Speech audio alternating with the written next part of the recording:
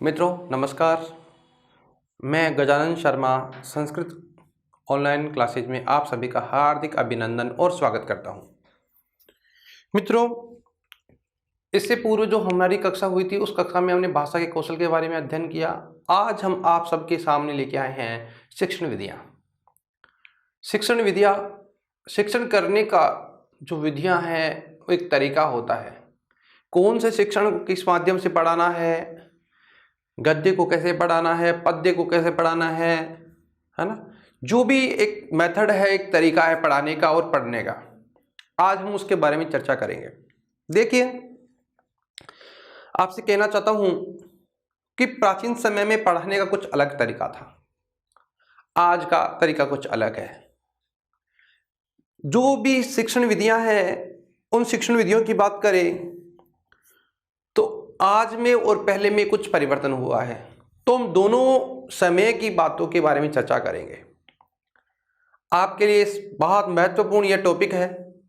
आपके इस पाठ्यक्रम की बात करें तो पाठ्यक्रम का महत्वपूर्ण हिस्सा है शिक्षण विधियां, क्योंकि शिक्षण विधियों के माध्यम से आपके परीक्षा में 4-5 प्रश्न आने वाले हैं।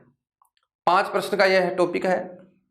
ये थोड़ा जो भी अलग अलग बिंदु हम पढ़ेंगे, इसमें अलग अलग विषय पढ़ेंगे, गद्य पढ़ेंगे, पद्य पढ़ेंगे, अनुवाद पढ़ेंगे, नाटक पढ़ेंगे और व्याकरण पढ़ेंगे। इन सब के बारे में हम अलग अलग चर्चाएं करेंगे। आज हम प्रारंभ कर रहे हैं जिसका नाम है शिक्षण विधियां।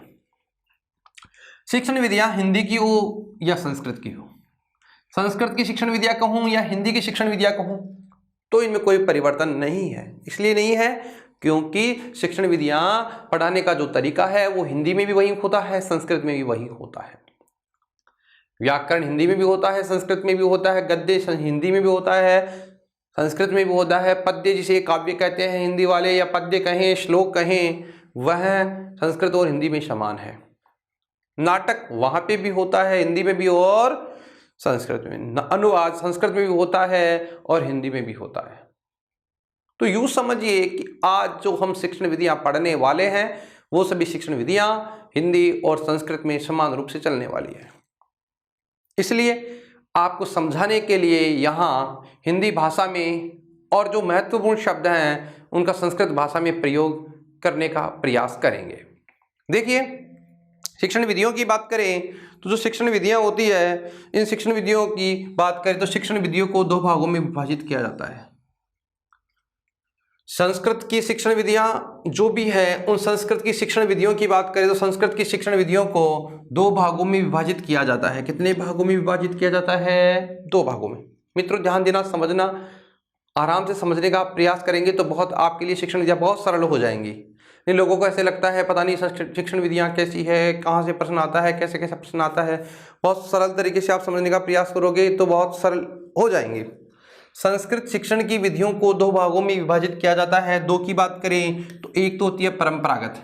कौन सी होती है? परंपरागत। और एक होती है जिसकी बात करें, एक तो विधि हो गई परंपरागत, है ना, और दूसरी विधि की बात करें तो जो दूसरी विधियां होती है आधुनिक विधियां। विधियां कितने प्रकार की हो गई? 2 प्रकार की। परंपरा का मतलब होता है जो प्राचीन समय से चला आ रहा है उसे कहते हैं परंपरागत। परंपराओं से जो चला आ रहा है उसे कहते हैं परंपरागत। तो शिक्षण विधियां कितने प्रकार की हो गई? 2 प्रकार की। और 2 प्रकार की मैं बात करूं, एक का नाम है परंपरागत। क्या नाम है? ध्यान दे मित्रों, एक विधि का नाम है, भागों में बांट सकते हैं। पहली हो गई परंपरागत और दूसरी हो गई आधुनिक। ठीक है, परंपरा का मतलब तो आप सब जानते ही हैं, भली भांति परिचित हैं कि जो परंपराओं से चली आ रही है वो सभी पढ़ाने के जो तरीके हैं, मेथड हैं, विधियां हैं, उन्हें कहते हैं परंपरागत शिक्षण विधियां। और जो आज का जो तरीका है उसे कहते हैं आधुनिक शिक्षण विधियां। परंपरागत शिक्षण विधियों की बात करें तो परंपरागत शिक्षण में पाठशाला विधि। देखो, पहले क्या होता था, छात्रों को पढ़ने के लिए गुरुकुल में भेज दिया जाता था, पाठशाला में भेजा जाता था, और वहां पर जो पढ़ाने का तरीका था वो थोड़ा अलग था। आज का जो तरीका है वो थोड़ा अलग है। एक भंडारकर विधि है और एक पाठ्य पुस्तक के माध्यम से पढ़ाने की विधि है। ये परंपरा से चली आ रही है, जो आज भी चल रही है और पहले भी चल रही थी। बात करें शिक्षण विधियों की, शिक्षण विधियों को कितने भागों में बांटा गया है? 2 भागों में बांटा गया है।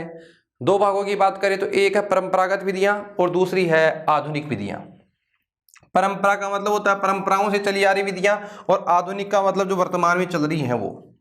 परंपराओं से चली आ रही विधियों की बात करें तो एक विधि का नाम है पाठशाला विधि। ठीक है, एक विधि का नाम क्या हो गया? पाठशाला विधि। दूसरी की बात करें तो दूसरी का नाम क्या हो गया? भंडारकर विधि। और तीसरी की बात करें तो तीसरी का नाम है पाठ्य पुस्तक विधि। जो परंपराओं से, जो प्राचीन समय से चली आ रही जो शिक्षण विधियां हैं, उन शिक्षण विधियों की बात करें, देखो पाठशाला विधि, ठीक है, हिंदी में भी पाठशाला होता है, भंडारकर और पाठ्य पुस्तक, 3 हो गई। परंपरागत विधियों की बात करें तो कितने प्रकार की हो गई? 3 प्रकार की। आधुनिक विधियों की बात करें, अब हम बात किसकी कर रहे हैं? आधुनिक विधियों की। और आधुनिक विधियों की बात करें तो एक होती है प्रत्यक्ष विधि, जिसे निर्बाध विधि भी कहते हैं, डायरेक्ट मेथड भी कहते हैं, सामने बैठा करके पढ़ना। एक होती है संरचनात्मक उपागम और एक होता है नियोजित अध्ययन विधि। एक होता है नियोजित अध्ययन विधि। ठीक है, शिक्षण विधियों की बात करें तो शिक्षण विधियां कितने प्रकार की होती है? 2 प्रकार की होती है। पहले प्रकार की बात करें जिसका नाम है परंपरागत, और दूसरे की बात करें जिसका नाम है आधुनिक। एक तो गया परंपरागत और एक हो गया आधुनिक। संस्कृत शिक्षण की विधियां कितने प्रकार की हो गई? 2 प्रकार की। पहली बात है, पहली है परंपरागत। परंपरागत विधियों की बात करें तो परंपरागत विधियां कितने प्रकार की हो गई? 3 प्रकार की हो गई। पहली विधि की बात करें तो पहली पाठशाला विधि, दूसरी भंडारकर विधि और तीसरी पाठ्य पुस्तक विधि। अच्छा, आधुनिक शिक्षण विधियों की बात करें तो आधुनिक शिक्षण विधियों की बात करें तो एक तो है प्रत्यक्ष विधि, जिसे निर्बाध विधि भी कहते हैं, डायरेक्ट मेथड भी कहते हैं। एक है जिसका नाम है संरचनात्मक उपागम और एक है नियोजित अध्ययन विधि। ठीक है, यहां देखिए अब इनके बारे में हम थोड़ा अलग अलग डिवाइड करते हुए इनको अलग अलग विस्तार तरीके से समझने का प्रयास करेंगे। ठीक है, बात करें शिक्षण विधियों की तो शिक्षण विधियां कितने प्रकार की हो गई? 2 प्रकार की। चलो हम आगे चलते हैं और समझने का प्रयास करते हैं। अब परंपरागत शिक्षण विधियों की बात करें, पहले 1 नंबर पे कौन सी है? परंपरागत शिक्षण विधियां। और परंपरागत शिक्षण विधियों की बात करें तो इसको कहते हैं 1 नंबर पे, जिसका नाम है पाठशाला विधि। पहली विधि का नाम क्या है? पाठशाला। इस विधि में क्या है कि इसे कहते हैं पंडित पद्धति भी कहते हैं। पाठशाला विधि को पंडित पद्धति भी कहते हैं, इसे गुरुकुल पद्धति भी कहते थे। कि जब व्यक्ति का पहले क्या होते थे, आजकल तो थोड़ा प्रचलन चेंज हो गया। पहले क्या होता था, छात्र को पढ़ने के लिए गुरुकुल भेज दिया जाता था। जब ऐसे ही उसका उपनयन संस्कार होता था और उपनयन संस्कार के बाद उसको विद्यालय में पढ़ने के लिए गुरुकुल में भेज दिया जाता था। विद्यारंभ होता था उसका, फिर वेदारंभ होता था, फिर वहाँ उसका केशांत होता है, जैसे आजकल दीक्षांत समारोह होता है। जब उसका ब्रह्मचारी अवस्था में छात्र गुरुकुल में रहकर के पढ़ाई करता था, उसे पांडित्य यानी पांडित्य का कार्य भी सिखा दिया जाता था। इसे गुरुकुल में रहने के कारण से गुरुकुल पद्धति भी कहते हैं, और पाठशाला में रहने के कारण से पाठशाला विधि भी कहते हैं। तो यहाँ छात्र को पढ़ने की और रहने की व्यवस्था हुआ करती थी। यह प्रचलन प्राचीन परंपरा है। अब उसमें कुछ बदलाव आया है और उसमें अब थोड़ा थोड़ा क्या हो रहा है, छात्र विद्यालय जाता है, विद्यालय से घर की ओर वापस लौट आता है, एक निश्चित समय में जाता है, निश्चित समय में घर की ओर आता है। लेकिन परंपरा तो अभी भी वही चल रही है, पहले भी यही परंपरा थी। इस विधि को हम कहते हैं पाठशाला विधि और इसे कहते हैं ट्रेडिशनल मेथड। ठीक है, पाठशाला विधि कहें, पंडित विधि कहें या गुरुकुल विधि कहें। अच्छा, इससे कहते हैं पंडित पद्धति। इसमें व्यक्ति क्या है, पांडित्य का कार्य भी सीखता है और एक गुरुकुल का कार्य, यानी गुरुकुल में रहने के कारण इसका नाम क्या पड़ गया, गुरुकुल पद्धति। संस्कृत के शिक्षण की बात करें तो संस्कृत शिक्षण का मुख्य उद्देश्य संस्कृत के अंत तत्वों का अध्ययन करके ज्ञान को हृदयंगम करना है। कि संस्कृत शिक्षण का मुख्य जो उद्देश्य है, उस मुख्य उद्देश्य की बात करें तो यहाँ यह है कि संस्कृत के जो अंत तत्व है, जो महत्वपूर्ण तथ्य हैं, उनको अपने हृदय में समायोजित करें। कि संस्कृत के महत्वपूर्ण तथ्यों का जो मुख्य उद्देश्य है, उन मुख्य उद्देश्यों को संस्कृत के तत्वों का अध्ययन करके ज्ञान को हृदयंगम करना है। यहाँ पर क्या होता था, छात्रों को अध्यापक क्या करता था, अपने सामने बिठाता था और उनको रटने का कार्य दे दिया जाता था। उनको प्रतिदिन ये कार्य दिया जाता था कि आपको यहाँ से लेकर के यहाँ तक का ये जो लेसन है, जो पाठ है, उसको याद करना है। कहने का मतलब ये हुआ, यहां पर क्या होता था कि व्यक्ति को कंठस्थीकरण पर विशेष बल दिया जाता था। जो गुरुकुल पद्धति है, उस गुरुकुल पद्धति में छात्रों को कंठस्थीकरण पर बल दिया जाता था और छात्र प्रतिदिन उसका पाठ किया करते थे। जैसे एक व्याकरण का ग्रंथ है, लघु सिद्धांत कौमुदी है, वैयाकरण सिद्धांत कौमुदी है, पाणिनीय शिक्षा, जो भी ग्रंथ है, उन ग्रंथों को प्रतिदिन वो छात्र रोजाना पाठ करते थे, सुबह उठ करके वहां से वहां तक पढ़ना, तो जिससे उनका कंठस्थीकरण हो सके। जैसे लोग हनुमान चालीसा पढ़ते हैं ना, तो हनुमान चालीसा पढ़ते हैं तो रोजाना हनुमान चालीसा को पढ़ने से, रोजाना पढ़ने से वो याद हो जाती है। वैसे ही जो भी पुस्तकें होती थी, उन पुस्तकों को उनके सामने रख दिया जाता है, उनको बता दिया जाता था कि आपको इसका पाठ करना है, डेली आपको इसको पढ़ना है, यहाँ से लेकर के यहाँ तक पूर्ण करना है। तो अंत में वो पूरी पुस्तक उनको क्या होती थी, कंठस्थ हो जाती थी। यह जो पद्धति है जिसका नाम है गुरुकुल पद्धति, इस गुरुकुल पद्धति की बात करें तो यहाँ का इसका मुख्य उद्देश्य की बात करें तो संस्कृत के अंत तत्व का अध्ययन करके ज्ञान को हृदयंगम करना है, रटने एवं स्मरण पर बल दिया गया है। आगे ना बात, वही महत्वपूर्ण बात है। इस विधि के अंदर सर्वाधिक रटने पर और स्मरण यानी याद करने पर, रटो और जितना रट सको उतना रटो और उसको याद रखो, बल दिया गया है। इसमें स्मरण शक्ति का चरम विकास हुआ। इससे क्या होता है, याद करने की जो शक्तियां हैं, असीम शक्तियां हैं, उनका विकास होता है। यानी रटने एवं स्मरण पर इसका बल दिया गया है, इससे स्मरण शक्ति का चरम विकास होता है। और जितना व्यक्ति रटा, यानी रटने से स्मरण शक्ति रहेगी, रटता रहेगा तो उसको याद भी अधिक होगा, तो याद अधिक होगा तो उसकी याद करने की जो क्षमताएं हैं वो अत्यधिक बढ़ जाती है। तो जो विधि है जिसका नाम है पाठशाला विधि, इस पाठशाला विधि की बात करें तो पाठशाला विधि में सर्वाधिक रटने पर क्या दिया जाता था, बल दिया जाता था, जिससे छात्रों की स्मरण शक्ति का भी क्या होता था, विकास होता था। कहते हैं कि कंठस्था तो या विद्या, यह विद्या तो किस लिए है, कंठस्थ करने के लिए है।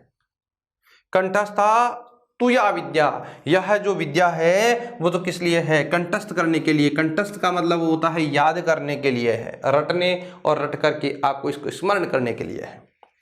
यहां गुरु शिष्य संबंध होते थे। एक शिष्य या अनेकों शिष्य को एक गुरु पढ़ाता था। तो जब बहुत सालों तक गुरु और शिष्य एक साथ रहते थे तो उनमें प्रगाढ़ संबंध होते थे। इसलिए यहां गुरु और शिष्य का यहां संबंध होता था, पूर्ण संवाद होता था उनके बीच में। शिष्य पुत्रवत होता था और गुरु के लिए शिष्य पुत्र के समान होता था। गुरु ईश्वरवत होता था और शिष्य गुरु को क्या मानता था, ईश्वर मानता था। दृढ़ गुरु के प्रति उनकी दृढ़ निष्ठा होती थी और स्नेहपूर्ण, और इसे हम कह सकते हैं गुरु और शिष्य का जो संबंध होता स्नेहपूर्ण होता था, यानी गुरु शिष्य के लिए स्नेह रखता था। तो कहने का मतलब ये हुआ कि जो विधि है इसका नाम है पाठशाला विधि। इस पाठशाला विधि की बात करें या पंडित पद्धति की बात करें या गुरुकुल पद्धति की बात करें तो यह जो विधि है, इस विधि की बात करें तो इस विधि में सबसे पहले बात, महत्वपूर्ण बात यह है कि यहाँ संस्कृत शिक्षण का मुख्य उद्देश्य यह है कि संस्कृत के अंत तत्वों को अध्ययन करके ज्ञान को हृदयंगम करना। दूसरा, इसमें रटने पर विशेष बल दिया जाता था, जिससे छात्र की स्मरण शक्ति का भी क्या होता था, विकास होता था। गुरु और शिष्य के साथ साथ रहने से इन दोनों के संबंध अत्यधिक हुआ करते थे, यानी पूर्ण संवाद भी इनके बीच में हुआ था, यानी गुरु और शिष्य का संबंध होता था। शिष्य को गुरु पुत्र के समान मानता था और शिष्य गुरु को ईश्वर के समान मानता था।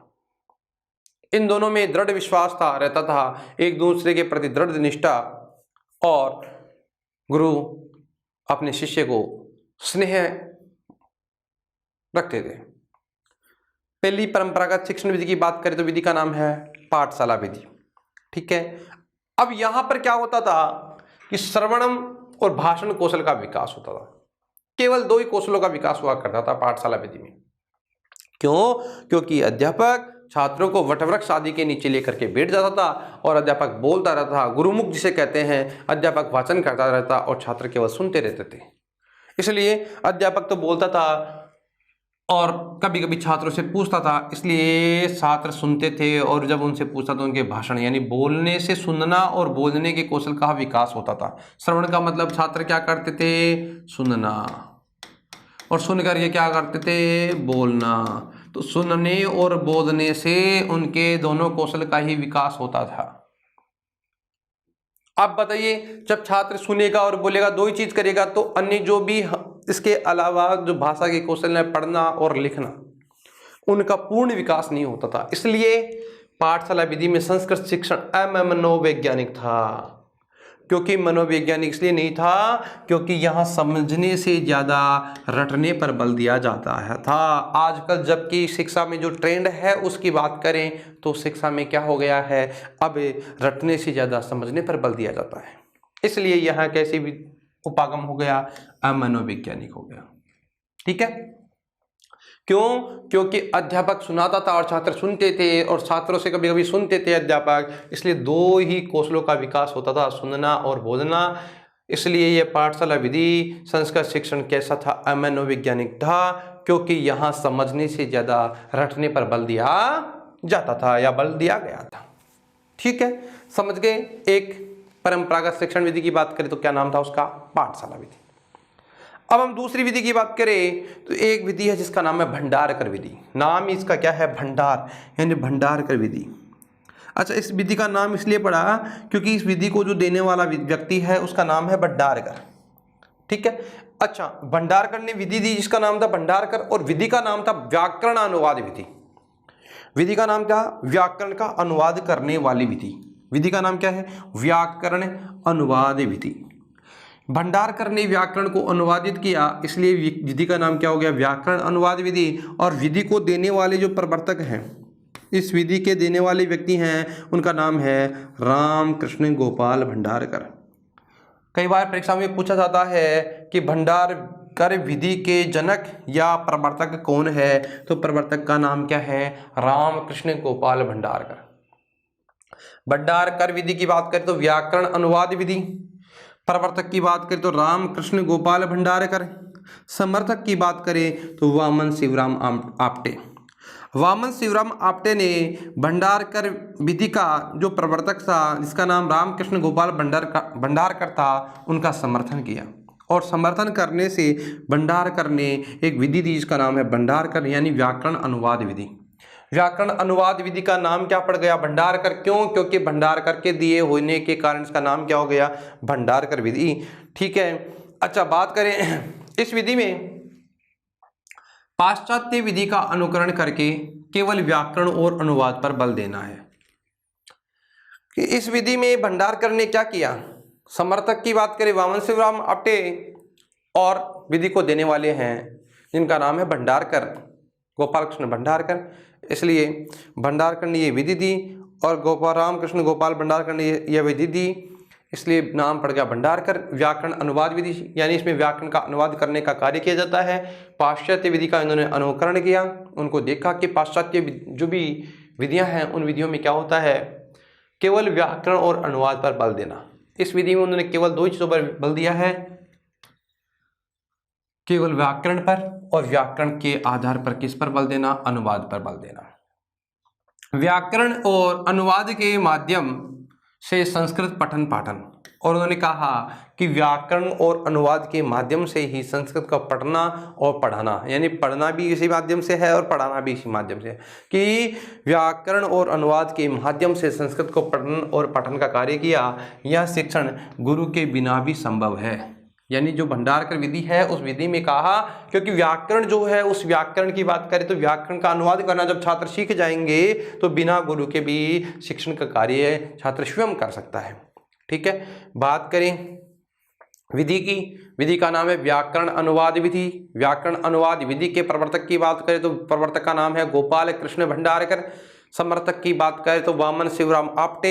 उन्होंने क्या किया है, पाश्चात्य जो भी विधियां थी उन सभी विधियों का अनुसरण करके व्याकरण और अनुवाद पर उन्होंने क्या दिया है, बल दिया है। यहाँ पर कहा है कि व्याकरण और अनुवाद के माध्यम से छात्र जो भी हैं संस्कृत का पठन और पाठन कर सकेंगे। यहाँ पर छात्र जो शिक्षण का कार्य है गुरु के बिना भी कर सकते हैं, यानी यह जो कार्य है गुरु के बिना भी कैसे है, संभव है। भंडारकर की 2 पुस्तकें हैं। भंडारकर की कितनी पुस्तकें हैं? 2 पुस्तकें हैं। एक पुस्तक का नाम है मार्गोपदेशिका और दूसरी का नाम है संस्कृत मंदिरांत प्रवेशिका।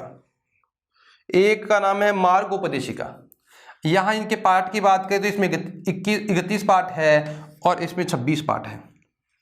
भंडारकर की 2 पुस्तकें प्राप्त होती है, जिनकी बात करें तो एक का नाम है मार्गोपदेशिका, एक का नाम क्या है? मार्गोपदेशिका, जिसमें 31 पाठ है, और एक पुस्तक का नाम है संस्कृत मंदिरांत प्रवेशिका, जिसमें 26 पाठ है। ठीक है, देखिए मित्रों, सामान्य सामान्य बातें हैं लेकिन कई बार परीक्षा में पूछ ली जाती है। तो भंडारकर की कितनी पुस्तकें हैं? 2। कौन कौन सी है? मार्गोपदेशिका और दूसरी संस्कृत मंदिरांत प्रवेशिका। अब देखो, ये जो भंडारकर विधि है, उस विधि में शिक्षण की क्या योजना थी? यानी भंडारकर विधि में शिक्षण की योजना, जो शिक्षण का उनका क्या उद्देश्य था, उनके क्या प्लान था, उन्होंने कौन से प्लान से यह विधि दी थी, उनकी बात करें। एक तो उन्होंने व्याकरण का सोदाहरण ज्ञान दिया, उदाहरण सहित ज्ञान दिया। उन्होंने अपनी जो विधि है उस विधि में व्याकरण का सोदाहरण ज्ञान, सहित, किसके सहित? उदाहरण सहित ज्ञान, व्याकरण का उदाहरण सहित ज्ञान, संस्कृत से अंग्रेजी में अनुवाद। अच्छा, संस्कृत से किस में अनुवाद किया उन्होंने?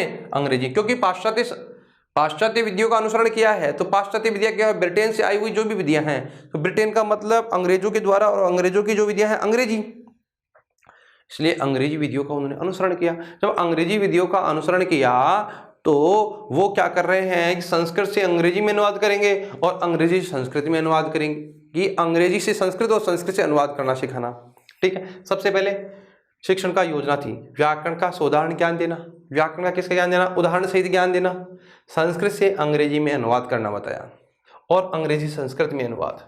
ठीक है, और चौथी बात कही उन्होंने, एक शब्दकोश का ज्ञान दिया, कि कुछ शब्द ऐसे हैं जिनका ज्ञान नहीं होता है, तो उन शब्दकोशों का ज्ञान, यानी व्याकरण के शब्दों का ज्ञान दिया, जिससे उनका अनुवाद कर सके। भंडारकर विधि की बात करें तो भंडारकर ने 4 उनकी योजनाएं दी। योजनाओं की बात करें तो उन्होंने व्याकरण के उदाहरण सहित ज्ञान दिया है, दूसरा संस्कृत से अंग्रेजी में अनुवाद किया और अंग्रेजी से संस्कृत में अनुवाद किया, और शब्दकोश का ज्ञान। ठीक है, तीसरी विधि की बात करें तो एक विधि है जिसका नाम है पाठ्य पुस्तक विधि। परंपरागत शिक्षण विधियों की बात कर रहे हैं हम। परंपरागत शिक्षण विधियों की बात करें तो परंपरागत जो भी शिक्षण विधियां हैं, वो परंपरागत शिक्षण विधियां 3 प्रकार की, 3 विधियों की बात करी थी हमने। एक विधि का नाम था पाठशाला विधि, एक विधि का नाम था भंडारकर विधि, और एक विधि है जिसका नाम है पाठ्य पुस्तक विधि। पाठ्य पुस्तक, इसे बोलते हैं टेक्स्ट बुक मेथड। शिक्षण का केंद्र है पाठ्य पुस्तक। जो शिक्षक शिक्षण का कार्य करवाता है वो पाठ्य पुस्तक के इर्द गिर्द होता है, यानी पाठ्य पुस्तक केंद्र बिंदु है। छात्र और शिक्षक के बीच का जो बिंदु है वह है पाठ्य पुस्तक, और पाठ्य पुस्तक के आधार पर ही शिक्षक शिक्षण का कार्य करवाता है। इसलिए शिक्षण का मुख्य केंद्र क्या है? पाठ्य पुस्तक है। यहाँ पर वाचन यानी पढ़ने पर बल दिया जाता है। व्याकरण का ज्ञान प्रसंग आने पर ही दिया जाता है, ऐसा नहीं कि हर बात में, हर एक शब्द में व्याकरण का ज्ञान दिया जाए। नहीं, जब उसे आवश्यकता होती है शिक्षक को, तो वो शिक्षक व्याकरण का क्या करता है? ज्ञान देता है। इस विधि से बालक का वाचन कौशल सर्वाधिक विकसित होता है, क्योंकि इसमें बार बार बोलता रहता है ना छात्र, इसलिए वदन का मतलब होता है, वदन कौशल का विकास होता है, यानी वाचन कौशल यानी बोलने के कौशल का उसका सर्वाधिक क्या होता है? विकास होता है। ठीक है, अच्छा देखिए, विधि की बात करें पाठ्य पुस्तक विधि। पाठ्य पुस्तक विधि की बात करें तो शिक्षण का केंद्र बिंदु क्या है? यहाँ पर पाठ्य पुस्तक, क्योंकि त्रिध्रुवी जो फॉर्मूला है उसमें बात करें तो एक तो है शिक्षक और एक है पाठ्य पुस्तक और एक है छात्र। तो शिक्षक और छात्र के जो मध्य है केंद्र बिंदु है इन दोनों का, वो क्या है? पाठ्य पुस्तक। शिक्षक पाठ्य पुस्तक के अनुसार ही छात्रों को क्या करवाता है? शिक्षण का कार्य करवाता है। इसलिए ध्यान देने योग्य बात है कि यहाँ पर जो शिक्षक शिक्षण का कार्य करवाता है वो किसके अनुसार होता है? पाठ्य पुस्तक के अनुसार। यहाँ पर वाचन पर अधिक बल दिया जाता है, यानी भाषण पे या बोलने पर अधिक बल दिया जाता है। व्याकरण का ज्ञान प्रसंग आने पर दिया जाता है। इस विधि से बालक के वाचन कौशल का सर्वाधिक विकास होता है। किसका विकास होता है? वाचन कौशल का सर्वाधिक विकास होता है, क्योंकि वह बार बार बोलने का अभ्यास करता है, इसलिए उसके वाचन कौशल का क्या होता है? सर्वाधिक विकास होता है। मित्रों ध्यान दें, एक विधि है जिसकी हम बात करें, ये तो हो गई हमारी परंपरागत विधियां। अब हम बात करेंगे आधुनिक विधियों की। विधियों की बात करें तो विधियों का नाम क्या है? आधुनिक। परंपरागत विधियों की बात करी, परंपरागत विधियां कितने हो गई? 3 हो गई। आधुनिक विधियां जो आज वर्तमान में प्रचलित विधियां हैं, उन परंपरागत के बाद में जो आधुनिक विधियां हैं उनकी प्रारंभ करते हैं। विधियों की बात करें तो एक विधि है जिसका नाम है आधुनिक विधि। आधुनिक का मतलब तो आज के समय में चलने वाली जो शिक्षण विधियां हैं उनकी बात करें। एक है प्रत्यक्ष विधि, इसे बोलते हैं डायरेक्ट मेथड या मदर्स मेथड, या इसे निर्बाध विधि भी कहते हैं। बहुत इंपॉर्टेंट है, कई बार यहाँ से सीधा सीधा प्रश्न पूछ लिया जाता है। इसके प्रवर्तक के और इसके विरोधी के बारे में भी यहाँ से सीधा सीधा प्रश्न पूछा जाता है। कई बार परीक्षाओं में पूछा गया है कि प्रत्यक्ष विधि, प्रत्यक्ष का मतलब होता है उसी भाषा में ज्ञान देना, सामने बैठा करके ज्ञान देना, ठीक है। विधि का नाम है प्रत्यक्ष। और प्रत्यक्ष विधि के प्रवर्तक की बात करें तो वो इसका नाम है वीपी बोकिल। प्रत्यक्ष विधि के जो प्रवर्तक हैं इनका नाम है वीपी बोकिल। इनका निवास है बम्बई, यानी मुंबई के थे, जिनका नाम है वीपी बोकिल। कहाँ से थे? बम्बई, यानी प्रोफेसर वीपी बोकिल। प्रत्यक्ष विधि, प्रत्यक्ष याद रखो, प्रत्यक्ष पी बोकिल, वीपी बोकिल। इनके समर्थक है जेस्पर्सन और गेटे। इनका समर्थन किसने किया? जेस्पर्सन और गेटे ने किया। एक व्यक्ति है जिन्होंने इनका विरोध भी किया, उनका नाम है वामन शिवराम आप्टे। प्रत्यक्ष विधि के जो विरोधी हैं, विरोधी विद्वान हैं, उन विद्वान की मैं बात करूं तो विद्वान का नाम है वामन शिवराम आप्टे। क्या नाम है? वामन शिवराम आप्टे। जबकि इनके प्रवर्तक की बात करें तो प्रवर्तक का नाम है वीपी बोकिल, मुंबई से। और समर्थक की बात करें तो समर्थक का नाम है जेस्पर्सन और गेटे, ठीक है। विधि की बात करें तो विधि का नाम क्या है? प्रत्यक्ष विधि। भाषा का ज्ञान उसी भाषा में किया जाना चाहिए जो भाषा हम पढ़ा रहे हैं। प्रत्यक्ष का मतलब ऐसा नहीं कोई अन्य भाषा का प्रयोग करेंगे, क्योंकि अभी हमने पढ़ा था ना व्याकरणानुवाद विधि, उसमें हम क्या कर रहे हैं? व्याकरण का अनुवाद कर रहे थे, अंग्रेजी का संस्कृत में, संस्कृत का अंग्रेजी में। जबकि डायरेक्ट मेथड ये कहता है कि जिस भाषा का शिक्षण कार्य करवा रहे हैं तो ज्ञान भी उसी भाषा में दिया जाना चाहिए, अन्य भाषा का प्रयोग नहीं होना चाहिए। अर्थात भाषा का ज्ञान उसी भाषा में किया जाना चाहिए जिस भाषा में आप शिक्षण का कार्य करवा रहे हैं और जिस भाषा का शिक्षण का कार्य आप करवा रहे हैं। तो भाषा का ज्ञान उसी भाषा में किया जाना चाहिए। दूसरी बात, यहां पर मातृभाषा का पूर्णतः बहिष्कार किया गया है। व्यक्ति की जो भी मातृभाषा है वो उसका क्या किया गया है? बहिष्कार किया गया है। क्यों? क्योंकि जो भाषा का ज्ञान है, इसमें कहा है ना पहले कि भाषा का ज्ञान उसी भाषा में किया जाना चाहिए जिसमें भाषा का कार्य हो रहा है। तो जो भाषा का ज्ञान भाषा में उसी भाषा में करेंगे, जब हिंदी पढ़ा रहे हैं तो हिंदी भाषा का प्रयोग करेंगे, तो मातृभाषा का प्रयोग थोड़ी करेंगे, नहीं करेंगे। क्यों? क्योंकि उन्होंने पहले कहा साफ साफ कि भाषा ज्ञान उसी भाषा में करो जिस भाषा में आप कार्य कर रहे हैं, जिस भाषा को आप पढ़ा रहे हैं। जब आप उसको पढ़ा रहे हैं तो व्यक्ति की जो मातृभाषा है आप उसका प्रयोग नहीं कर सकते। कि जब आप मातृभाषा में नहीं पढ़ा सकते इसलिए क्योंकि भाषा को उसी भाषा में पढ़ाना है। अच्छा, बिना किसी भाषा की सहायता से इसका अध्ययन होता है। ऐसा नहीं कि 2-3 भाषाओं का भी हम इसके साथ साथ में इसका प्रयोग कर लेंगे, ऐसा नहीं होगा। क्योंकि यह जो विधि है उस विधि की बात करें तो इस विधि के अंदर मातृभाषा का पूर्णतः बहिष्कार होता है और अन्य भाषाओं की सहायता इसमें नहीं होती है। क्यों?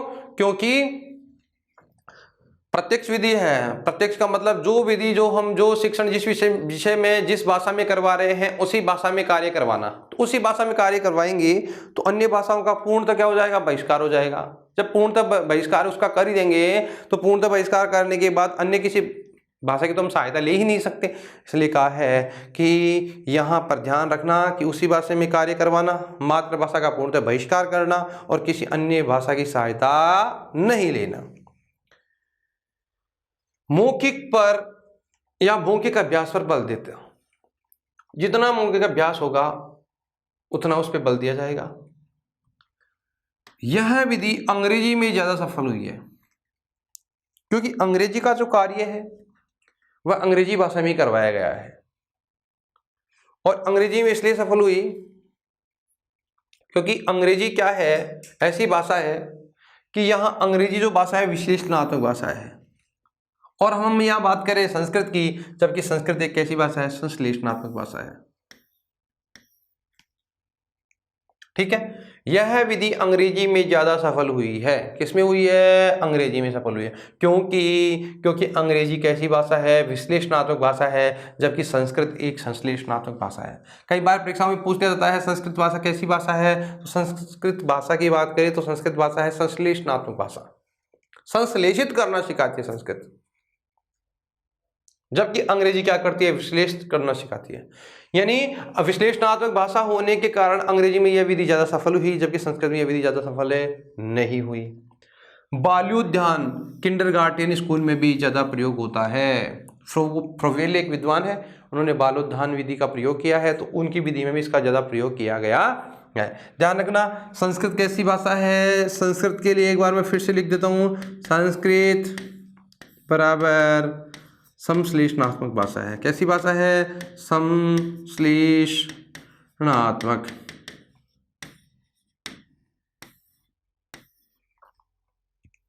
जबकि अंग्रेजी कैसी है? विश्लेषणात्मक है। संस्कृत कैसी भाषा है? संश्लेषणात्मक भाषा है। ठीक है। अच्छा, बालोद्यान किंडरगार्टन स्कूल में भी इसका प्रयोग ज्यादा होता है। कौन सी विधि का? प्रत्यक्ष विधि की जो बात कर रहे हैं, उस प्रत्यक्ष विधि का प्रयोग इसमें भी ज्यादा होता है। ठीक है, आगे नेक्स्ट विधि की ओर बढ़ते हैं। एक नेक्स्ट विधि है जिसका नाम है संरचनात्मक उपागम, स्ट्रक्चरल अप्रोच। इसमें क्या होता है? संरचनात्मक उपागम की बात करें तो इस उपागम में वाक्यों की संरचना के ऊपर बल दिया जाता है। जो वाक्य होते हैं, यानी इस उपागम में वाक्य की संरचना पर क्या दिया जाता है? बल दिया जाता है। जो भी उपागम हो और उन उपागमों की बात करें तो उन उपागमों में वाक्यों की जो संरचनाएं होती है उनके ऊपर बल दिया जाता है। वाक्य को रचना के दौरान ही व्याकरणात्मक एवं शब्दकोशात्मक ज्ञान को प्रस्तुत किया गया। यहाँ पर वाक्य का निर्माण करते समय ही, रचना के दौरान ही, लिखते समय ही, वाक्य का निर्माण करते समय ही व्याकरण का एवं शब्दकोशों का भी प्रस्तुत किया जाता है। वस्तुतः इस विधि के द्वारा प्रत्यक्ष विधि को बल प्रदान किया गया।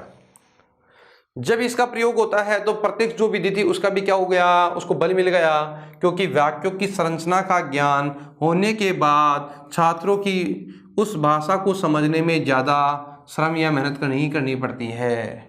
क्या नहीं करनी पड़ती है? अत्यधिक मेहनत करने की उसकी आवश्यकता नहीं होती है, क्योंकि संरचनात्मक जो स्ट्रक्चरल अप्रोच है, संरचनात्मक उपागम है, इनकी बात करें तो संरचनात्मक उपागमों में वाक्यों की संरचना पर बल दिया जाता है, वाक्यों का निर्माण करने पर बल दिया जाता है, और वाक्यों की संरचना के दौरान ही उनको व्याकरणात्मक एवं शब्दकोशात्मक ज्ञान को प्रस्तुत किया गया है। वस्तुतः इस विधि के द्वारा प्रत्यक्ष विधि को बल प्रदान किया गया, क्योंकि वाक्यों की संरचना का ज्ञान होने के बाद छात्रों को उस भाषा को समझने में ज्यादा श्रम नहीं करना पड़ेगा, अत्यधिक मेहनत करने की आवश्यकता नहीं होती है। ठीक है, विधि का नाम है संरचनात्मक उपागम। एक है नियोजित विधि, प्रोग्राम्ड लर्निंग मेथड, यानी प्रोग्राम यानी नियोजित अध्ययन विधि। नियोजित का मतलब कोई प्रोग्राम के माध्यम से नियोजन करना। नियोजन अध्ययन विधि में पाठ को खंडों में बांट दिया जाता है। खंड का मतलब विभागों में, मतलब एक पाठ है वो बहुत बड़ा पाठ है, उसको अलग अलग भागों में बांट दिया। जैसे संस्कृत आप पढ़ रहे हैं तो संस्कृत में आपने एक ग्रंथ का नाम सुना, अष्टाध्यायी। वो अष्टाध्यायी एक ग्रंथ है, एक पुस्तक है। अब उस बहुत ज़्यादा बड़ा है इसलिए उसको अलग अलग अध्यायों में बांट दिया, फिर उसको अलग अलग पाद में बांट दिया। तो अब यहाँ एक अध्याय 8 अध्याय है, प्रत्येक अध्याय में 4-4 पाद बना दिए। ठीक है, तो अलग अलग पाद हो गए ना, पार्ट्स बना दिए, जिसे हम कहते हैं भाग में बांटना, अलग अलग भागों में बांटना। तो नियोजन यानी नियोजित करना, यानी यहाँ इधर इतना हिस्सा हो गया, इतना इससे हिस्से में बांटना। तो नियोजित अध्ययन विधि में क्या करते हैं, जब नियोजन किया जाता है कि किसी भी पुस्तक को, किसी भी विधि को जो पाठ होता है उस विधि के माध्यम से, नियोजित विधि के माध्यम से नियोजित किया जाता है कि इस पाठ को खंडों में बांट दिया जाए, और खंड का मतलब उपविभाग बना दिया जाए, यानी खंडों यानी उपविभागों में विभाजित करके अध्ययन करवाया जाता है। यहाँ सामान्यतः पाठ को 6 खंडों में विभाजित किया जाता है। ऐसे नहीं कि 10-20 खंडों में ही बांट दिया, ऐसा भी नहीं है। यहाँ निश्चित है कि यहाँ नियोजित अध्ययन विधि के अंदर जब पाठ को खंडों में विभाजित करते हैं तो यहाँ पाठ को कितने खंडों में विभाजित करते हैं? 6 खंडों में। इन खंडों को चौखट या फ्रेम में विभाजित किया जाता है और इनको फ्रेम में कन्वर्ट कर दिया जाता है, बदल दिया जाता है। ठीक है, नियोजन करने से पहले यहाँ ध्यान रखना, नियोजन जो अध्ययन विधि है, इस नियोजन अध्ययन विधि में पाठों को खंडों में बांटा जाता है। खंड का मतलब होता है उपविभागों में विभाजित करके अध्ययन करवाया जाता है, और इन खंडों की भी निश्चित संख्या है, इनको 6 खंडों में विभाजित किया जाता है, और इन खंडों को चौखट या फ्रेम में विभाजित किया जाता है। देखिए, अब हम बात करें विद्या की, तो ये जो विधियां हैं हमने जो पढ़ना प्रारंभ की थी, 2 प्रकार की विधियां पढ़नी प्रारंभ करी, एक तो परंपरागत और एक आधुनिक। अब हम अध्यापन की जो विधियां हैं, जो हमारे लिए अध्यापन के लिए हैं, पाठ्यक्रम में हैं,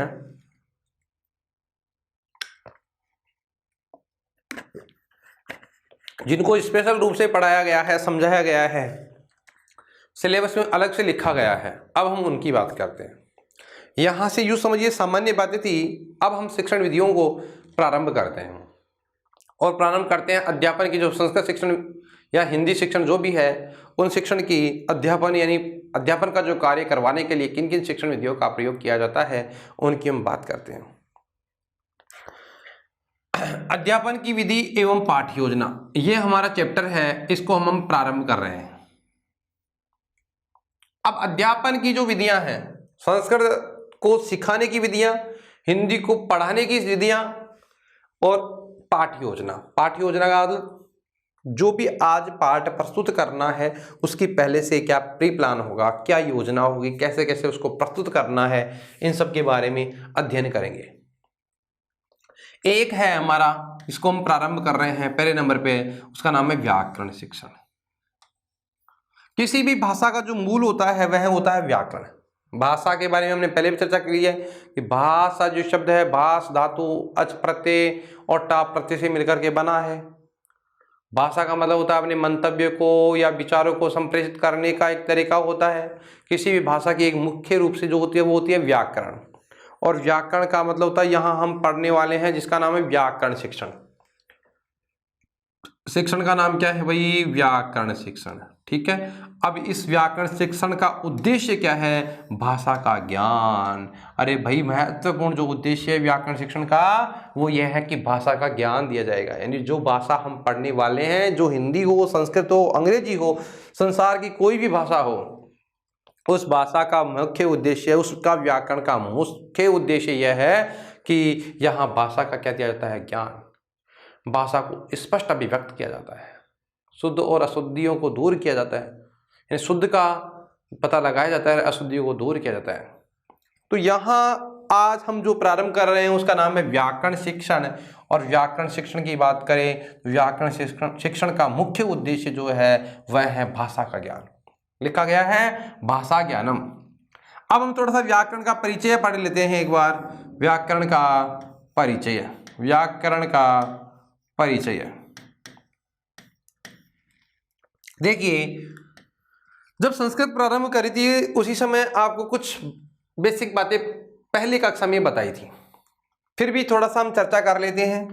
व्याक्रियन्ते व्युत्पादन्ते शब्दाः अनेन इति व्याकरणम्। व्याक्रियन्ते व्याक्रियते व्युत्पाद्यन्ते व्युत्पत्ति शब्दाः, शब्दों के अनेन जिसके द्वारा व्याकरणम, व्याकरण होता है। व्याकृति की जाती है या व्युत्पत्ति की जाती है शब्दों की, जिसके द्वारा वह व्याकरण कहलाता है। यानी जिसके द्वारा शब्दों की व्याकृति या व्युत्पत्ति की जाती है। व्युत्पत्ति का मतलब करना है उसको अलग अलग करना। व्याकरण का मतलब होता है शब्दों को अलग अलग करना या टुकड़ों में बांटना, यानी उसका अलग अलग हिस्सा दूर करना कि यह शब्द कैसे बना है, यह कैसे बना है, यह कैसे बना है। अभी हम कर ही लेंगे आपके सामने। व्याकरण की शब्द की बात करें परिभाषा की तो व्याकरणते व्युत्पाद्यन्ते शब्दाः अनेन इति व्याकरणम, यानी व्याकृति या व्युत्पत्ति करना का जो कार्य करता है वह व्याकरण कहलाता है। ठीक है, या व्याकृति या व्युत्पत्ति करना जिसके द्वारा यह कार्य होता है वह व्याकरण होता है। व्याकरण शब्दों की व्युत्पत्ति और व्याकृति करता है। ठीक है, जैसे एक शब्द लिखा है व्याकरणम, यहाँ एक शब्द लिखा है जिसका नाम है व्याकरणम। देखिए इस शब्द को देखो ध्यान से। व्याकरण शब्द की बात करें तो यहाँ एक उपसर्ग है जिसका नाम वी और एक उपसर्ग है जिसका नाम है आंग।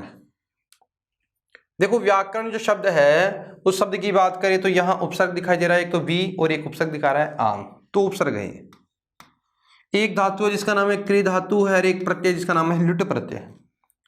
वी और आंग उपसर्ग पूर्वक क्री धातु और लुट प्रत्यय करने से शब्द बनता है व्याकरणम। क्यों? ल की मूल उपसर्ग आंग है, आंग का अंग की संज्ञा होकर के हमारे सामने क्या रहता है? आई रहता है। तो वी आ व्या, यण संधि हो गई, व्या हो गया, कै का क्री हो गया, कर लुट में ल की संज्ञा हो गई, टै की संज्ञा हो गई, यू बच गया, यू और ना को सूत्र से यू के स्थान पे क्या हो गया? अन आदेश हो गया, न का न हो जाता है और शब्द बन जाता है व्याकरणम। क्या बन जाता है भाई? व्याकरण। और इस व्याकरण के शब्द की बात करें तो व्याकरण का मतलब होता है कि जिसके द्वारा शब्दों की व्युत्पत्ति होती है उसे व्याकरण कहते हैं, जो हमने प्रारंभ में पढ़ी है। ठीक है, ये तो इसकी अब ये शब्द है, जैसे मान लो व्याकरण, उसी की व्युत्पत्ति हो गई। व्युत्पत्ति क्या हो गई? वी आंग क्री और लुट से क्या बन गया? व्याकरण। और ये हो गई इसकी परिभाषा। परिभाषा क्या है कि व्याकरण शब्दों की व्युत्पत्ति करता है या शब्दों की व्युत्पत्ति जिसके द्वारा की जाती है उसे व्याकरण कहते हैं। वेदों का मुख है। प्रारंभ में हमने चर्चा करी संसार में सर्वप्रथम वेदों का निर्माण हुआ। वेदों का जब निर्माण हुआ तो इसको वेदों का क्या बनाया गया? मुख बनाया गया। और पाणिनीय शिक्षा में भी कहा गया है मुखम व्याकरणम स्मृतम। क्या कहा गया है पाणिनीय शिक्षा में? कि मुख व्याकरणम स्मृतम, व्याकरण को समझना चाहिए। वेदांग यानी वेद हैं कितने? 4 और वेदांग कितने हैं? 6। वेद के अंग कितने हैं? 6। वेद के 6 अंग बनाए, 6 वेद के जो अंग बनाए उनकी बात करें तो वेद के 6 अंग बनाए और 6 अंगों की बात करूं तो उन 6 अंगों में व्याकरण को वेद का मुख बनाया गया। क्या बनाया गया? मुख। इसका पता हमें कहाँ से लगता है? पाणिनीय शिक्षा से लगता है। पाणिनि ने लिखा है मुखम व्याकरणम स्मृतम, कि मुख को व्याकरण यानी जो मुख है ना व्याकरण को समझना चाहिए। वेद रूपी पुरुष का मुख्य किसे समझना चाहिए? व्याकरण को। व्याकरण का दूसरा नाम है जिसका नाम है शब्दानुशासनम। क्या है? शब्दानुशासनम। ये बात किसने कही है? ये पतंजलि ने कहा। और पतंजलि ने कहा महाभाष्य में। पतंजलि का एक ग्रंथ है जिसका नाम है महाभाष्य, जिसकी हम चर्चा कर चुके हैं और अभी भी करेंगे। शब्दानुशासनम, शब्दों को अनुशासित करना सिखाता है व्याकरण। क्या लिखा है? कि शब्दानुशासनम व्याकरणम, लिखा है ना कि शब्दानुशासनम व्याकरणम। ये जो व्याकरण है शब्दों को क्या करता है? अनुशासित करता है। क्या करता है भाई? शब्दों को अनुशासित करता है। तो व्याकरण का जो मुख्य कार्य है वह क्या है? शब्दों को अनुशासित करना।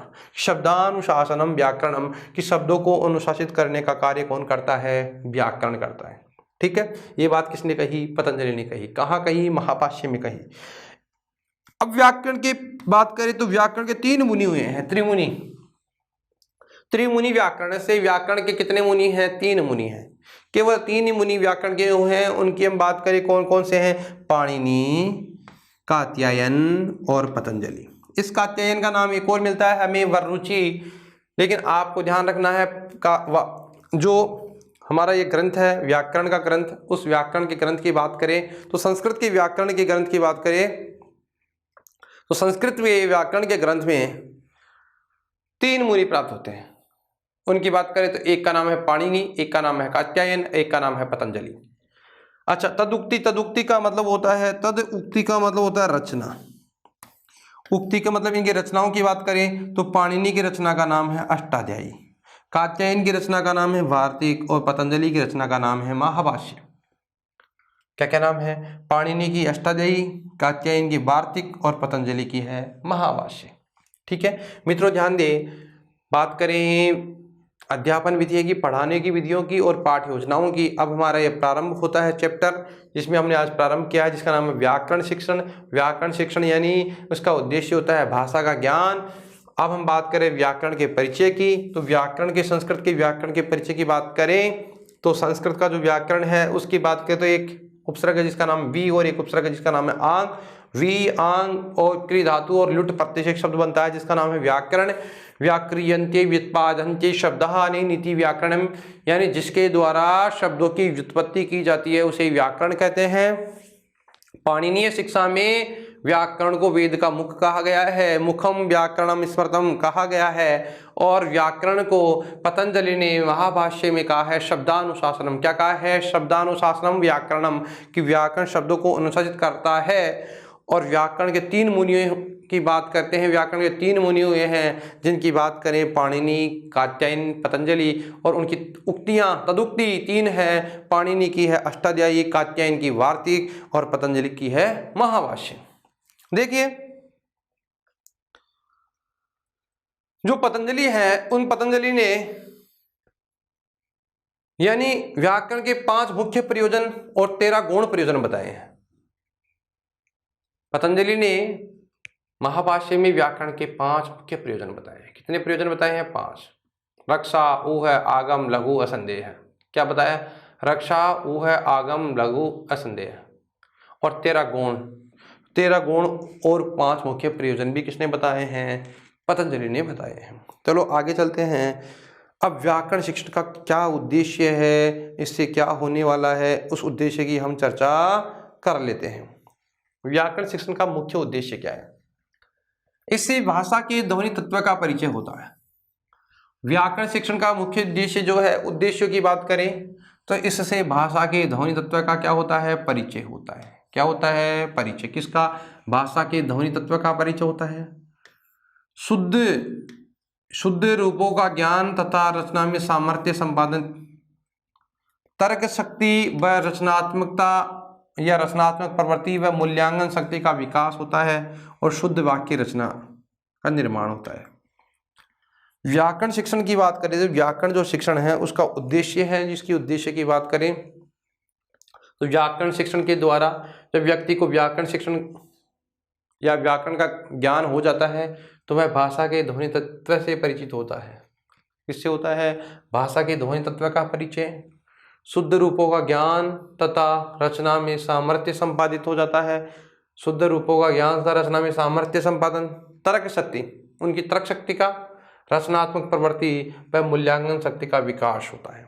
तर्क शक्ति, रचनात्मक प्रवृत्ति व मूल्यांकन शक्ति का विकास करना, शुद्ध वाक्य रचना करने का ज्ञान होता है। जब व्यक्ति को व्याकरण का ज्ञान हो ही जाता है तो वह शुद्ध और अशुद्ध में अंतर करने लग जाता है और वह शुद्ध वाक्यों की रचना करने लगता है। बात करें व्याकरण शिक्षण के, व्याकरण शिक्षण की जो कैसा प्रकार है, ये कैसा है, थोड़ी इसके बारे में भी चर्चा कर लेते हैं। जो व्याकरण शिक्षण है ये 2 प्रकार से होता है। कितने प्रकार से होता है भाई? 2 प्रकार का है। व्याकरण शिक्षण कितने प्रकार का है? 2 प्रकार का। एक है जिसका नाम है औपचारिक और दूसरा अनौपचारिक। औपचारिक मतलब उपचार के रूप में है और दूसरा अनौपचारिक वाला है। जो व्याकरण का शिक्षण है वो कितने प्रकार का है? 2 प्रकार का है। औपचारिक शिक्षण और एक है अनौपचारिक शिक्षण। कैसा कैसा है? औपचारिक शिक्षण और एक है अनौपचारिक शिक्षण। औपचारिक शिक्षण की बात करें और अनौपचारिक शिक्षण की बात करें, ये क्या होता है कि एक तो हो गया व्याकरण का जो शिक्षण है वो कैसा कैसा होता है, एक तो औपचारिक होता है और एक होता है अनौपचारिक। औपचारिक की बात करें तो यहाँ औपचारिक शिक्षण में स्वतंत्र विषय के रूप में अध्ययन करवाया जाता है। जो व्याकरण पढ़ा रहे हैं और यहाँ व्याकरण को स्वतंत्र विषय के रूप में अध्ययन करवाना, और यहाँ व्याकरण को प्राथमिकता दी जाती है। जैसे व्याकरण का अनुवाद करना या व्याकरण की विधियों का, जैसे भंडारकर विधि, इसमें भी क्या करते हैं? व्याकरण का ज्ञान ही दिया जाता है, व्याकरण से अन्य भाषा में प्रयोग किया जाता है, यानी स्वतंत्र विषय के रूप में यहाँ अध्ययन होता है। यानी औपचारिक शिक्षण की बात करें तो जो औपचारिक शिक्षण होता है उस औपचारिक शिक्षण के अंदर यानी उसी विषय के रूप में, यानी उसी विषय का क्या करवाया जाता है? अध्ययन करवाया जाता है। किसी अन्य विषय का अध्ययन नहीं होता है। यानी स्वतंत्र रूप से या स्वतंत्र विषय के रूप में यहाँ अध्ययन होता है। यहाँ व्याकरण को प्राथमिकता दी जाती है। जैसे व्याकरण का अनुवाद विधि, भंडारकर विधि, ये इसमें इसकी सहायक विधियां हैं। दूसरा है अनौपचारिक। अनौपचारिक शिक्षण की बात करें तो साहित्य में प्रसंग आने पर ही व्याकरण का अध्ययन होता है।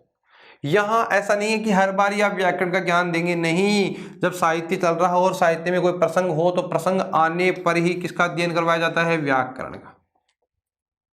यहाँ व्याकरण को द्वितीय माना जाता है, प्रथम साहित्य को माना जाता है। और जैसे पाठ्य पुस्तक विधि, अब पाठ्य पुस्तक विधि जब हम प्रयोग करते हैं तो पाठ्य पुस्तक में व्याकरण का ज्ञान नहीं होता है। आवश्यकता होने पर ही व्याकरण का ज्ञान होता है, नहीं तो शब्दों को इस पाठ का ही अध्ययन करवाया जाता है। बात करें व्याकरण शिक्षण की, ये व्याकरण का जो शिक्षण है वह कितने प्रकार का है? 2 प्रकार का होता है। एक तो औपचारिक शिक्षण होता है और एक होता है अनौपचारिक शिक्षण। औपचारिक शिक्षण की बात करें तो औपचारिक जो शिक्षण होता है उस औपचारिक शिक्षण के अंदर स्वतंत्र विषय के रूप में अध्ययन करवाया जाता है व्याकरण का।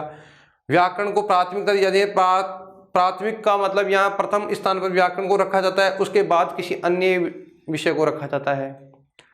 जैसे व्याकरण अनुवाद विधि या भंडारकर विधि जो आपने गोपाल कृष्ण भंडारकर की पढ़ी है उसमें ऐसा इसका प्रयोग होता है। अच्छा, दूसरी बात करें अनौपचारिक, तो अनौपचारिक में साहित्य में प्रसंग आने पर ही व्याकरण का अध्ययन होता है। ऐसे नहीं कि हर बार आप व्याकरण का अध्ययन करवा रहे हो, इसलिए व्याकरण का द्वितीय के स्थान है। पहले नंबर पे साहित्य हो गया तो दूसरे नंबर पे कौन है? व्याकरण है। यानी प्राथमिकता पहले किसको देंगे? साहित्य को देंगे, उसके बाद किसको देंगे? व्याकरण को देंगे। जैसे पाठ्य पुस्तक विधि में क्या होता है? इसका प्रयोग होता है। तो पाठ्य पुस्तक विधि जो कैसी विधि है? अनौपचारिक विधि है, जबकि भंडारकर विधि कैसी है? औपचारिक विधि है। अच्छा, भंडारकर विधि के बारे में पूछा जाए कि भंडारकर विधि कैसी विधि है? औपचारिक, और जबकि पाठ्य पुस्तक विधि कैसी है? अनौपचारिक विधि है। ठीक है मित्रों, अब हम प्रारंभ करने वाले हैं, लेकिन प्रारंभ करने से पहले हम इस जो व्याकरण का जो शिक्षण है जो प्रारंभ करें कि उससे पूर्व मैं आपसे कहना चाहूँगा कि जो व्याकरण का शिक्षण भी 2 प्रकार से प्राप्त होता है हमें। जो व्याकरणीय जो शिक्षण विधियाँ हैं वो भी एक तो प्राचीन शिक्षण विधियाँ और एक आधुनिक शिक्षण विधियाँ। अब हम प्रारंभ करेंगे नेक्स्ट क्लास में व्याकरण शिक्षण विधियाँ। क्या करेंगे? व्याकरण शिक्षण विधियाँ। आज हमने जो चर्चा करी है शिक्षण विधियों की सामान्य चर्चा करी है। कुछ प्राचीन यानी शिक्षण विधियों को 2 भागों में बांटा है, एक तो परंपरागत शिक्षण विधियाँ और एक आधुनिक विधियाँ। परंपरागत शिक्षण विधियों की बात करें तो वह हमने बात करी पाठशाला विधि की, पाठशाला के बाद में हमने बात करी भंडारकर की, और एक विधि जिसकी बात करें पाठ्य पुस्तक विधि। आधुनिक शिक्षण विधियों की बात करें तो आधुनिक शिक्षण विधियों में क्या होता है? आधुनिक शिक्षण विधियों में हमने बात करी प्रत्यक्ष विधि की, संरचनात्मक उपागम की और नियोजित उपागम की। नियोजित अध्ययन विधि, उसके बाद हमने अध्यापन पाठ का जो कार्य प्रारंभ किया उसमें व्याकरण का परिचय पढ़ा थोड़ा, और व्याकरण का जो शिक्षण की व्यवस्था है उसके बारे में चर्चा करी कि व्याकरण का जो शिक्षण 2 प्रकार का होता है, औपचारिक और अनौपचारिक। औपचारिक शिक्षण जैसे व्याकरण अनुवाद विधि में होता है, यानी प्रथम स्थान यहाँ व्याकरण का दिया जाता है, स्वतंत्र विषय के रूप में इसका अध्ययन करवाया जाता है। अनौपचारिक के अंदर क्या होता है? पाठ्य पुस्तक जैसे अन्य विषय को प्रथम स्थान दिया जाता है और व्याकरण को द्वितीय स्थान दिया जाता है।